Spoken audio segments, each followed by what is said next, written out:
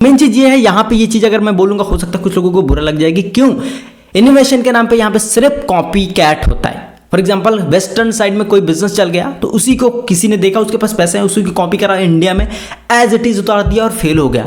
तो आज जिसे देखो वही अपना खुद का स्टार्टअप करना चाह रहा है। स्पेशली जो कि 19 साल से लेकर 30 साल की एज के बीच के लोग हैं, उन्हें स्टार्टअप एक एज अ फैशन दिखाया गया है। और आज ये चीज़ फैशन क्यों बन गई है, ये उतना ज़्यादा हलवा नहीं है जितना कि यहाँ पे इस टाइम मीडिया और इन्फ्लुएंसर और बिजनेसमैन या एंटरप्रेन्योर्स आपको दिखा रहे हैं। तो इस चीज़ को फैशन इसलिए बनाया गया क्योंकि उन्हें ये फैशन की तरीके के दिखाना था, क्योंकि वो आपको इसे ऐसा फैशन दिखाना चाहते हैं जिसकी वजह से वो आपसे इतना ज़्यादा पैसा कमा सकें या किसी न किसी तरीके से आपकी जेब का पैसा उनकी जेब में जा सके। तो अगर आप भी एक ऐसे बंदे हो जो एक अपना खुद का एंटरप्रेन्योर बनना चाहते हो या खुद का बिजनेस चलाना चाहते हो, खुद एक स्टार्टअप फाउंडर बनना चाहते हो, ऐसी कोई सोच आपके दिमाग में है, तो पहले ये 3 क्वेश्चन आपको अपने खुद से पूछने चाहिए। इसके जवाब आपको अगर सही से मिलते हैं देन आपको जाना। और वो 3 सवाल हैं कि What you must need to know about the startup culture, क्या ऐसी चीजें जो स्टार्टअप के बारे में आपको पहले जान लेनी चाहिए। दूसरी चीज कि सभी लोग स्टार्टअप की ओर क्यों भाग रहे हैं। और तीसरी चीज आपको इस फील्ड में जाना चाहिए या नहीं जाना चाहिए, क्यों जाना चाहिए और क्यों नहीं जाना चाहिए। इस तीनों चीजों के बारे में हम डीपली बात करने वाले हैं। तो stay till the end, let's deep dive into the video. What you must know about the startup culture. तो पहली चीज ये कि यार 2017 में IBM ने एक रिसर्च कंडक्ट करी और उसके हिसाब से उन्होंने पता लगाया कि 90% of the startup fails with in 5 years. और यही सेम चीज आनंद महिंद्रा ने बताई और उन्होंने एग्जैक्टली ये चीज लिखी कि where more than 90% of the all startup fails within the first 5 years.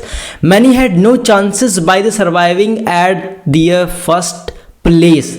ये चीज आनंद महिंद्रा ने खुद कही, जो कि इतने सालों से बिजनेस में है और एक बिजनेस टाइकून माने जाते हैं। तो सिंपली चीज ये है कि यहाँ पे बेंगलुरु अपने यहाँ फर्स्ट सिटी आती है जहाँ पे सबसे ज़्यादा स्टार्टअप कल्चर है और जहाँ पे सबसे ज़्यादा बिजनेसेस कल्टीवेट करे जाते हैं, सबसे ज़्यादा बिजनेसेस वहाँ पे ग्रो होते हैं। लेकिन वहाँ पे भी आज अगर आप पूरी इंडिया में देखोगे टोटल 123 यूनिकॉर्न्स हैं। यूनिकॉर्न वो कंपनी होती है जो मिनिमम $1 बिलियन को क्रॉस करती है। बट यहाँ पे एक मेन चीज़ है जो आप देख रहे हो कि 123 यूनिकॉर्न्स हैं, उनका मेन डिफरेंस ये है कि उनमें से सिर्फ 23 प्रॉफिटेबल हैं। इसका मतलब जितनी भी और 70% से ज़्यादा कंपनीज हैं वो सिर्फ पैसा बर्न आउट कर रही हैं।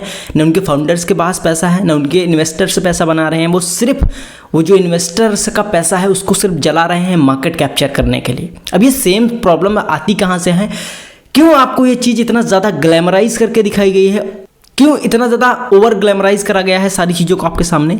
क्यों? क्योंकि स्टार्टअप कल्चर को और ज़्यादा बूस्ट करा जा सके और ज़्यादा से ज़्यादा फंडिंग को वो ले सके और ज़्यादा से ज़्यादा नंबर बड़े बड़े दिखाए जा सकें। और यूथ्स को क्या दिखता है कि एक स्टार्टअप फाउंडर की जो लाइफ होती है वो बहुत ही बेस्ट होती है, एक लग्जरी लाइफ स्टाइल चल रही है, बहुत ज़्यादा पैसा है, बहुत ही अच्छी रेपुटेशन है। बट सेम चीज़ यहाँ पे होती है। अब स्टार्टअप कल्चर में जब भी आप एंटर करते हो तो वहाँ पे सबसे ज़्यादा मेन प्रॉब्लम्स होती है आपको फंडिंग की। क्यों? क्योंकि अभी अगर मैं बात करूं सिर्फ बेंगलुरु में 11,000 से ज़्यादा स्टार्टअप्स हैं। और अगर आपको सिर्फ ये पता है कि जोमेटो एंड स्विगी ही सिर्फ फूड डिलीवरी बिजनेस में है, तो ऐसा नहीं है। ऐसे 238 स्टार्टअप्स सिर्फ बेंगलुरु में है, जिसमें से 129 पहले ही 5 साल में गायब हो गए थे। इस चीज़ को इतना ज़्यादा ओवर ग्लोरीफाइड करा गया, इतना ज़्यादा ओवर फैशन करा गया कि सारे लोग अपनी जॉब छोड़ करके भी उस चीज़ में जाना चाह रहे हैं। अब इस सिंपली सा हम फंडा समझते हैं कि ये स्टार्टअप कल्चर या बिजनेस वर्ल्ड कैसे काम करता है। तो सिंपली पहली चीज़ ये कि अगर आप किसी ऐसे बिजनेस में हो, अगर आपने एक जूते की दुकान डाली है और वो भी बहुत नए तरीके से डाली है, तो उसको हम स्टार्टअप नहीं करते हैं, उसको हम एंटरप्रेन्योरशिप नहीं बोलते हैं। वो एक ट्रेडिशनल बिजनेस है जैसा कि पहले चला आ रहा था। फॉर एग्जाम्पल अगर आप अभी एक चाय का बिजनेस चला रहे हो, उसको अपना नाम दे दिया, उसकी ब्रांडिंग कर दी, तो वो एक सिर्फ ट्रेडिशनल बिजनेस है, उसको हम स्टार्टअप नहीं बोल सकते। कोई भी ऐसा बिजनेस जो एग्जिस्टिंग था पहले से लेकिन उसको आपने थोड़ा सा इनोवेट कुछ करके थोड़ा सा न्यू वे में प्रेजेंट किया, वो एक स्टार्टअप नहीं होता है। स्टार्टअप वो होता है जिसको आपने बिल्कुल नया यूनिक आइडिया था, दैट्स वाई उसको हम एंटरप्रेन्योरशिप बोलते हैं, उसको हम एक स्टार्टअप बोलते हैं जिसके ग्रो होने के बहुत ज़्यादा चांसेस होते हैं। तो मेन डिफरेंस यहाँ पे आ जाता है कि जब भी आप कोई एक स्टार्टअप करते हो तो उसका सिंपल सा फंडा ये लाइफ साइकिल चलता है कि आपके दिमाग में एक आइडिया आएगा, आप वो आइडिया लेके जाओगे इन्वेस्टर के पास, उससे आप पैसा ले लोगे और जितना भी ज़्यादा आप अपने न्यूज़पेपर्स अखबारों में देखते हो कि इनको $300 मिलियन की फंडिंग मिल गई। जैसे अभी ब्लू लर्न को 25 करोड़ की फंडिंग मिल गई, तो ऐसे फंडिंग के आप लेते हो और अपने आइडिया को बिल्ड करना स्टार्ट करते हो। अब देखो प्रॉब्लम यहाँ पे ये नहीं है कि आप स्टार्टअप से फंडिंग लेते हो, आप इन्वेस्टर्स से फंडिंग लेते हो, देन आप उस आइडिया को बिल्ड करना स्टार्ट करते हो ताकि आप बाद में पैसा कमा सको।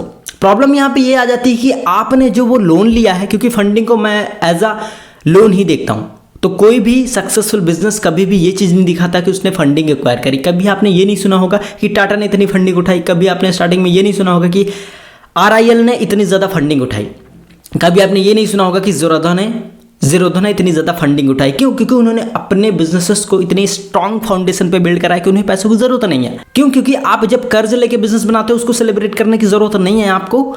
आप जब ऐसा बिजनेस स्टार्ट करते हो इंडिया में, बेसिकली जब आप शुरू से फर्स्ट स्टेप से ही अगर आप उसको प्रॉफिटेबल बना सकते हो, देन आप एक सही रास्ते पे हो और आप बिजनेस को लॉन्ग टर्म तक लेके जा सकते हो। अदरवाइज 1 साल 2 साल 5 साल, इसीलिए ये नंबर्स निकल के आ रहे हैं कि फर्स्ट 5 साल के अंदर मोर देन 90% स्टार्टअप फेल हो जाता है। क्यों? क्योंकि स्टार्टिंग में ही मेन चीज ये है, यहाँ पे ये चीज अगर मैं बोलूंगा हो सकता है कुछ लोगों को बुरा लग जाएगी। क्यों? इनोवेशन के नाम पे यहाँ पे सिर्फ कॉपी कैट होता है। फॉर एग्जाम्पल वेस्टर्न साइड में कोई बिजनेस चल गया तो उसी को किसी ने देखा, उसके पास पैसे हैं, उसी की कॉपी करा, इंडिया में एज इट इज उतार दिया और फेल हो गया, और उसने दिखाया कि ये चीज़ फेल हो गई, यहाँ पे काम नहीं करेगी। दुनिया कहती है, इवन अश्लील गुरु ने भी अपनी एक स्पीच में कहा था कि यार इंडिया, और सभी ये कहते हैं इंडिया एक ऐसा मार्केट है जो दुनिया से अलग है। यहाँ पर लोगों को कम पैसे में चाहिए, अच्छी चीज़ चाहिए, प्लस जल्दी चाहिए, प्लस डिस्काउंट भी चाहिए। तो इंडिया की जो ऑडियंस है, जो कस्टमर है, बिल्कुल डिफरेंट है पूरी दुनिया से। तो आप अगर इस बिजनेस में आ रहे हो, स्टार्टअप करना चाह रहे हो, तो आपको एक ऐसे आइडिया के साथ आना पड़ेगा जो चीज़ आप रियल इनोवेशन करना चाहते हो। और यहाँ पे हर एक कंपनी जब आपके सामने आएगी, हर उसका मैनिफेस्टो निकलेगा या उसकी कोई टैगलाइन निकल के आएगी, तो वहाँ पे रिवोल्यूशनरी वर्ड को बहुत ज़्यादा ग्लैमराइज करा जाएगा। जबकि आपको भी पता होगा कि यहाँ पे जितने ज़्यादा स्टार्टअप्स होते हैं वो सब कॉपी कैट है। Almost 90-98% startups are the copycat. कैसे? क्योंकि बेंगलुरु में ही अभी जस्ट जो 200+ फूड डिलीवरी एप्स हैं वो क्या हैं? जोमेटो या स्विगी जैसे एक कॉपी कैट बिजनेसेस तो हैं। बस एक यूनिक सा कुछ तरीका ढूंढ करके उसको ओवर ग्लैमराइज करा गया कि आप भी इस चीज़ को आ सकते हो, क्योंकि उनको एक मनी गेम समझ के आया गया कि फंडिंग आप लेते जाओगे, आप पैसे छापते जाओगे। उनको ये दिखाई देता है बाहर से कि फंडिंग मिली है, फाउंडर के पास बहुत ज़्यादा पैसा है और मेरे पास भी बहुत ज़्यादा पैसा होगा, मैं भी यही सेम चीज़ करता हूँ। इस वजह से जो पैसे हैं जो ओवर ग्लैमराइज करा गया है, सेलिब्रिटी पोजेस दिए जा रहे हैं, दैट्स वाई यूथ स्टार्टअप की इस जंग में बहुत ज़्यादा होड़ लगी पड़ी है, स्टार्टअप की इस रेस में बहुत ज़्यादा होड़ लगी पड़ी है। This is the dark truth of startup culture, जिस चीज़ को आपको अवॉइड करना चाहिए कि कोई भी बिजनेस अगर आप बिल्ड करने जा रहे हो तो उसको स्केच से बिल्ड करना बहुत अच्छी बात है। पैसे उधार लेना, फंडिंग लेना भी बहुत अच्छी बात है, लेकिन अगर आप फर्स्ट डे से प्रॉफिटेबल नहीं हो पा रहे हो तो मेक श्योर कि 1 से 2 साल के अंदर अंदर आप उस चीज़ को प्रॉफिटेबल बना रहे हो तो आप एक अच्छे बिजनेस में जा रहे हो। Otherwise you are gonna end up in last 4 to 5 years। ये रीजन था कि क्यों यूथ सबसे ज़्यादा स्टार्टअप कल्चर की ओर भाग रहे हैं। अब सेकेंड क्वेश्चन ये दिमाग में आता है कि why everyone is running behind it. जैसे मैंने अभी आपको बताया था कि इस चीज़ को बहुत ज़्यादा ओवर ग्लैमराइज करा गया है। अगर आप एक बिजनेस को, एक स्टार्टअप को एज अ स्टार्टअप स्टार्ट कर रहे हो कि आपको एक CEO की पोज मिल जाएगी, एक अच्छी फीलिंग आएगी, एक सेलिब्रिटी पोज आएगा कि यार founder of this company, founder of that.com, आपको एक ऐसी पोज आएगी, आपके पास बहुत ज़्यादा पैसा होगा, आप लोगों को एम्प्लॉय कर रहे हो, आप लोगों के ऊपर हुक्म चला रहे हो, this is a wrong way. आप बहुत ज़्यादा पैसा छाप रहे होगे, this is a wrong way to enter in this field.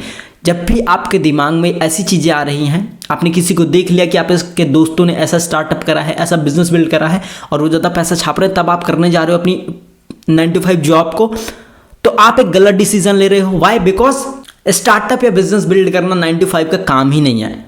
2 तरीके हैं, दो रीज़न है जिसकी वजह से आपको बिजनेस में जाना चाहिए, उसको मैं एकदम लास्ट में बताने वाला हूँ।